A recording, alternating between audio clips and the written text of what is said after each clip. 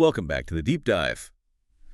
So today we're looking at something I'm sure you've seen absolutely everywhere on social media, the Galaxy Ball. Oh, yeah, it's all over the place. It really is.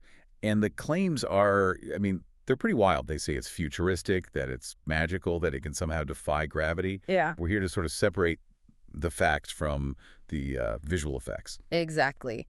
Our mission today is to really unpack the source material we have on this. It's a classic case of, viral marketing hype versus the actual product reality. Right. And the central question for you is really one of consumer transparency.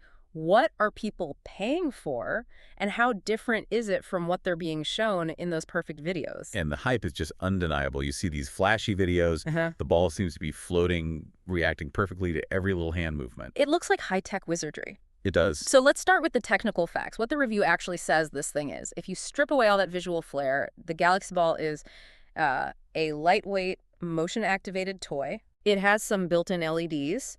It responds when you throw it or tap it. Okay. Fundamentally, it's very simple mechanics inside a bright plastic shell.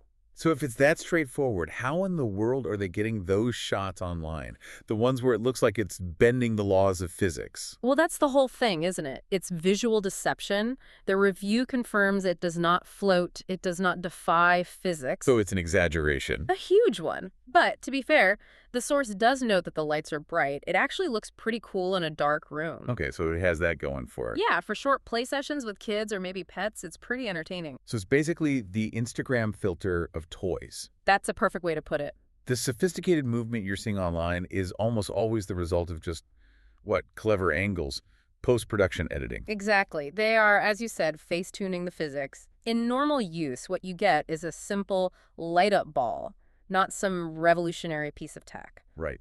So let's talk about performance then. What are the trade-offs in the design? Well, the shell is really lightweight, which is good for safety, using it indoors. But that probably means it's not very durable. You got it. The source suggests it may not survive rough play or many impacts with hard surfaces. It could crack pretty easily. And what about the user experience? The battery life is always the big one with these gadgets. It's described as just average. The kiss of death for a rechargeable toy. Pretty much. You can probably hear the collective sigh of anyone who has to go find another charging cable for it. Frequent charging can get annoying fast. Okay. So the verdict from a marketing angle is that the product is legit in the sense that it functions. It lights up, it responds to movement. Right. But it is so heavily overhyped.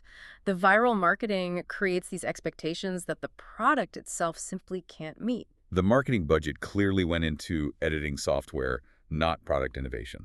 That seems to be the case. So the final takeaway for you, the listener, is that your enjoyment is going to hinge completely on managing your expectations.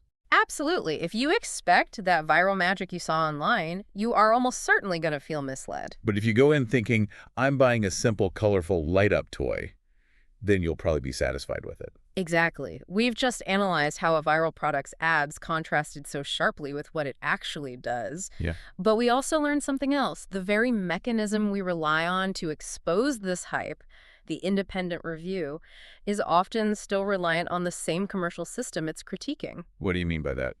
Well, the source pointed out that to fund these teardowns and analyses, reviewers sometimes rely on things like affiliate links. Oh, I see. So they're also part of the ecosystem. It just shows how deeply interconnected commerce and content creation really are. That raises a really important final question for you to think about then. If even the critics sometimes have a link in the description, how does this whole interconnected web of commerce and content influence the way we watch product reviews and how we form judgments about what's actually worth our money? It's a lot to consider. It is. Keep questioning the hype, and we'll see you on the next Deep Dive.